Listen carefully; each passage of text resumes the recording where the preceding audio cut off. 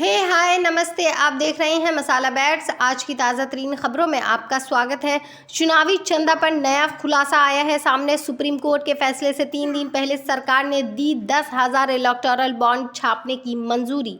जी आपको बता दें कि सुप्रीम कोर्ट ने 15 फरवरी 2024 को चुनावी बॉन्ड को असंवैधानिक करार दिया था। रिपोर्ट में दावा किया गया कि इससे पहले 1 करोड़ रुपए के 10,000 बॉन्ड को छापने की मंजूरी दी गई थी। सुप्रीम कोर्ट की ओर से इलेक्टोरल बॉन्ड को असंवैधानिक करार देने से 3 दिन पहले ही वित्त मंत्रालय ने 10,000 बॉन्ड की छपाई को मंजूरी दी थी। मंत्रालय की ओर से SPMCIL को 1 करोड़ रुपए की मूल्य के 10,000 चुनावी बॉन्ड की छपाई की अंतिम मंजूरी दी गई थी। इंडियन एक्सप्रेस की रिपोर्ट में दावा किया गया कि 27 फरवरी को वित्त मंत्रालय की ओर से SBI और दूसरे लोगों को ईमेल भेजा गया था, जिसमें चुनावी बॉन्ड की छपाई पर रोक लगाने का अनुरोध किया गया था। चुनावी बॉन्ड को लेकर सुप्रीम कोर्ट ने कहा था कि सभी को यह जानने का पूरा हक है कि राजनीतिक पार्टियों को कहां से चंदा मिल रहा है। इसके साथ ही कोर्ट ने SBI को चुनावी बॉन्ड का डेटा सार्वजनिक करने और चुनाव आयोग को देने का निर्देश दिया था। चुनाव आयोग ने 14 मार्च को इलेक्टोरल बॉन्ड से जुड़ी जानकारी और सार्वजनिक किया था। चुनाव आयोग ने सारा डेटा 2 सेट में अपलोड किए थे। पहली लिस्ट में कंपनियों की ओर से खरीदे गए बॉन्ड की जानकारी थी और दूसरी लिस्ट में राजनीतिक पार्टियों की ओर से बॉन्ड भुनाने वाली जमा राशि की जिक्र थी। बाद सुप्रीम कोर्ट नोटिस जारी कर SBI से पूछा कि उसने चुनावी बॉन्ड नंबरों का खुलासा नहीं किया। कोर्ट ने कहा था कि SBI को यूनिक नंबर का खुलासा करना चाहिए क्योंकि वह ऐसा करने के लिए बाध्य है। इलेक्टोरल बॉन्ड के जरिए किस पार्टी को कितने ज़्यादा और कितना कम चंदा मिला है, इसको लेकर ज़बरदस्त बहस चल रही है। आइए एक नज़र डिबेट पर भी डालते हैं। देश को बता रहा हूँ, सुना इस देश का सबसे मैंने आपको बीच में नहीं टोका। नरेंद्र मोदी है। मैंने बीच में नहीं टोका। मैंने आपको बीच में नहीं टोका।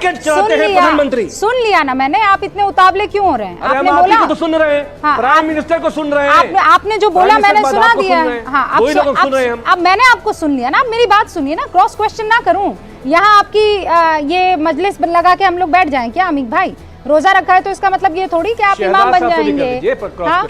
और आप जो शहजाद है नहीं ना, कुछ टेक्निकल एरर हो गया है और मैं चाह रही थी कि शहजाद आपके इन सवालों का जवाब दे। ये बहुत जरूरी है आपने जो सवाल पूछे हैं, एंड आई एम वेटिंग कि वो आए और आपके इन सवालों का जवाब दें।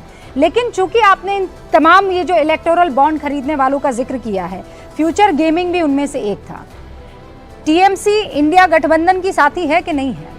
इसी फ्यूचर गेमिंग ने 500 करोड़ का इलेक्टोरल बॉन्ड खरीदकर TMC को दिया है कि नहीं दिया है? अब ये फ्यूचर गेमिंग जब बीजेपी को देता है तो ये शैतान है, आप लोगों को देता है तो बढ़िया बढ़िया। देखिए, ममता बनर्जी जो है ना, एक्सटॉर्शन रैकेट नहीं चला रही है। अच्छा। ईडी ममता बनर्जी के अंडर नहीं है। अच्छा, CBI ममता बनर्जी के अंडर नहीं है, इसीलिए सबसे ज्यादा चंदा उनको मिलता है। पूरी बात सुन लीजिए। हाँ? जबकि एक रीजनल पार्टी है। पूरी बात सुनिए, पूरी बात सुनिए। और आपने उनको क्लियर बचा नहीं पाएंगे प्राइम मिनिस्टर को। अरे आप नहीं बचा पाएंगे ममता दीदी को। इलेक्टोरल बचा नहीं पाएंगे। एक तो मेरे प्राइम मिनिस्टर के बारे में, प्राइम मिनिस्टर को आप बचा नहीं पाएंगे। प्राइम मिनिस्टर के बारे में, गृह मंत्री अमित शाह को बचा नहीं पाएंगे। वो आपके भी प्राइम मिनिस्टर हैं और वो मेरे भी प्राइम मिनिस्टर हैं। आप बचा नहीं पाएंगे। आप एक तो तहजीब के दायरे में रहकर बात कीजिए। आप तहजीब के दायरे में बात कीजिए क्योंकि वो आपके भी प्रधानमंत्री हैं। वो भले ही आपके पार्टी के ना हो, भले ही आपकी आइडियोलॉजी पर नहीं रखते हो। अरे वो ऐसे चीखने से कुछ नहीं होगा। प्रूव कीजिए ना। ऐसे ऐसे हाथ हिला हिला के बोलने से कुछ नहीं होगा। 4 पन्ने मैं भी हिला सकती हूँ। I will defend the Prime Minister of my India. Why will I not defend the Prime Minister of my India? He's a corrupt man. He's a corrupt man. अरे ऐसे ऐसे करने से करप्ट नहीं हो जाएंगे ना। Give me a proof.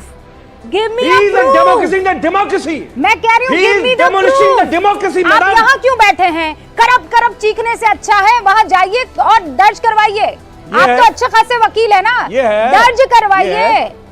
आप मामला दर्ज करवाइए। जिस प्राइम मिनिस्टर, ये सब करने से कुछ नहीं होगा। ये सब थिएट्रिक्स है और कुछ नहीं है। अरे आपको देखिए, जाइए, मैं जानता हूँ आपका इलेक्टोरल बॉन्ड में ये पन्ने लाने से कुछ नहीं होगा। सुनिए, ममता दीदी करप्ट नहीं है। ममता दीदी एक्सटॉर्शन नहीं चलाती हैं। लेकिन मेरा देश का प्रधानमंत्री जो है वो करप्ट है। वो करप्ट है। मजबूरी है। ममता दीदी के बारे में बोलने में घबराहट हो रही है। प्राइम मिनिस्टर के आप क्या ममता दीदी के पेरोल पर हैं? पेरोल पे हो आप? ममता दीदी के पेरोल पर हैं? पेरोल पे हो। मेरे देश का प्रधानमंत्री है भाई।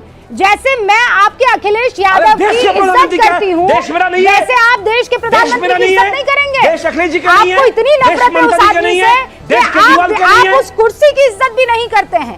यही तो आपको ले डूबता है ना, आपके अंदर की नफरत आपको खा रही है, आपको समझ ही नहीं आ रहा है। हर्षवर्धन त्रिपाठी जी पेरोल पर हो जाते हैं, आप दीदी के पेरोल पर हैं, आपको दीदी पैसा दे रही है, आप फ्यूचर गेमिंग के पेरोल पर हैं, फ्यूचर गेमिंग वाले दीदी को चंदा देते हैं, तब दीदी एक्सटॉर्शनिस्ट नहीं है, लेकिन देश का प्रधानमंत्री एक्सटॉर्शनिस्ट हो जाता है। भारतीय जनता पार्टी, अरे आप कहिए ना, आप भारतीय जनता पार्टी को कहिए, लेकिन मेरे देश के प्रधानमंत्री को मत कहिए। आप मैं कह रही हूँ इलेक्टोरली जिसको आप किसी नेता को कहिए, लेकिन मेरे देश के प्रधानमंत्री को मत कीजिए ना। शहजाद पूनावाला अब हमारे साथ जुड़ चुके हैं। अरे भाई आपको आप जिस पार्टी को कहना चाहते कहिए, मुझे कोई दिक्कत नहीं है, आप पार्टी को कहिए ना। आपको नफरत है और ये देखिए ये नफरत जो है आपको खत्म कर देगी। ओके, शहजाद पूनावाला आ चुके हैं, अब जवाब दीजिए। अरे आप तो डिफेंड कर ही चुकी है, उनकी क्या जरूरत है? नहीं, मैं तो करूंगी, सुनिए, ताल ठोक कर करूंगी देश के प्रधानमंत्री को डिफेंड। कोई माई का लाल मुझे रोक नहीं सकता है, ठीक है? मैं सुनिए, अमीर जामई मैं तो कह रही हूँ, माशाअल्लाह कह रही हूँ, एकदम ताल ठोक के कह रही हूँ, देश का प्रधानमंत्री अच्छा काम करेगा तो मैं उसके साथ खड़ी रहूंगी, कोई अमित जमाई मुझे रोक नहीं सकेगा।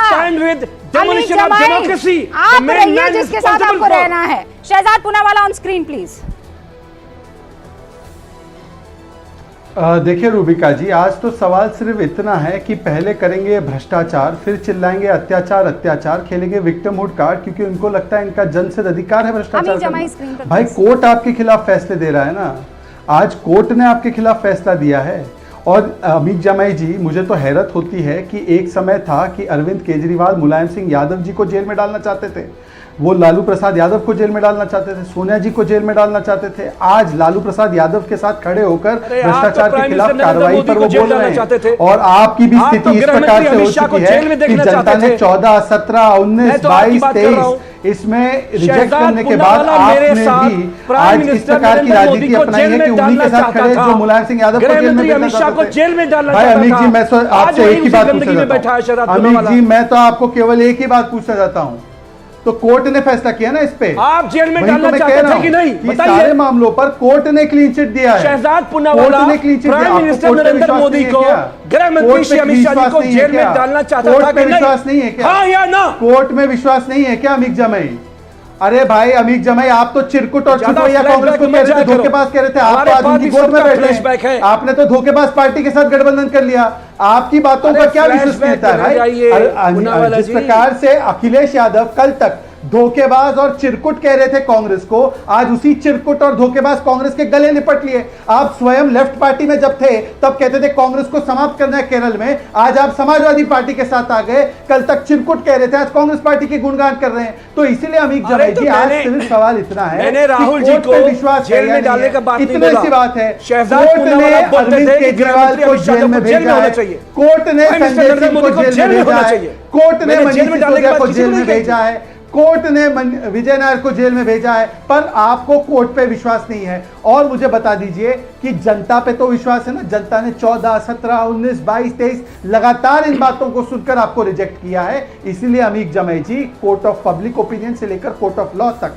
आपकी कोई दलील चल नहीं रही, इसलिए आप प्रधानमंत्री को गाली देते हैं। और प्रधानमंत्री को गाली देते देते भारत की संस्थाओं को गाली देते हैं, भारत की संस्थाओं के ऊपर हमला बोलते हैं, सनातन संस्कृति पे हमला बोलते हैं, शक्ति को गाली देते हैं, नारी शक्ति को गाली देते हैं। बताइए कि आपने लाल सिंह को टिकट दे दिया आपके अलायंस ने, उस पर कुछ नहीं बोलेगा, संदेश खाली पर कुछ नहीं बोलेगा। बोलिए कि शक्ति का किस प्रकार का राहुल गांधी ने अपमान किया, उस पर कुछ नहीं बोलेगा। आपके स्वामी प्रसाद मौर्य जो आज पार्टी छोड़कर निकल गए, आपने नहीं निकाला, उन्होंने हिंदू धर्म को धोखा बोला, कुछ नहीं बोलेगा। अरे भाई, प्रधानमंत्री को गाली देते हैं तो ठीक है, पर हिंदू समाज को, सनातन संस्कृति को, शक्ति को क्यों गाली देते हैं? और देश की युवा शक्ति और जनशक्ति और नारी शक्ति को गाली क्यों देते हैं? इसको बताइए, क्योंकि आपके खिलाफ कार्रवाई हो रही है।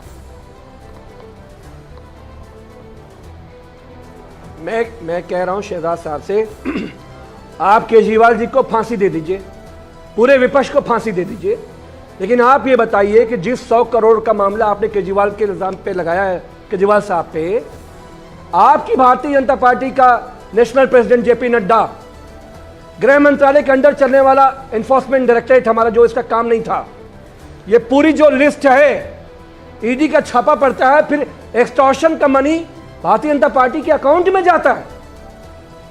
केस तो एक ही है। केजरीवाल जी के पास जो 100 करोड़ गया वो कहां गया? अच्छा, कोई ट्रेल है आपके पास? कहां है वो ट्रेल? हसरत रेड्डी आपका सवाल जवाब दे दीजिए। अब सुनिए, अब रूबिका जी सुनने बोलिए इनको। भाई अब रुक जाइए ना। अब रूबिका जी सुनने बोलिए इनको। अमित भाई 1 सेकंड रुक जाइए। रूबिका जी, क्या है प्रॉब्लम क्या है कि कभी कभी ये लोग नए नए गठबंधन को, साथी को बचाने के लिए अति उत्साह में कुछ भी बोल जाते हैं। आज तो स्वयं केजरीवाल के वकील ने कहा है कि जो मनी ट्रेल का पैसा है वो गोवा में चुनाव में खर्च हो गया। भाई हमें क्यों पूछते हो अभी? और आपको पता नहीं, सुप्रीम कोर्ट ने 338 करोड़ के मनी ट्रेल की बात की है। और मान्यवर ऐसा है, जिन कंपनीज पर ईडी की, सुन लीजिए, अब बीच में मत बोलिए, मेरे पास वक्त की कमी है। शहजाद भाई, जिसका रिकॉर्ड है, कोई जिक्र नहीं। अमीक साहब, मेरे पास वक्त की कमी है। आप लोगों ने अपनी अपनी बातें की, दोनों को मैंने पूरा मौका दिया, अमीक साहब और बाकी तमाम मेहमानों को। आप लोगों की आदत है, जब आपका काम पूरा नहीं हो पाता है, आप सीधा सीधा आरोप जो है या तो एंकर पर लगाते हैं या मीडिया पर। जनता है वो सब देख रही है।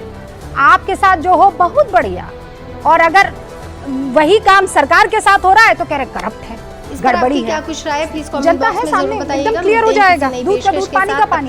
हमने ट्विटर पर सवाल पूछा, उसका जवाब आ गया है। सवाल पूछा क्यों नहीं पद छोड़ रहे हैं, कहा रणनीति का हिस्सा 78% के मानते हैं। गूंज में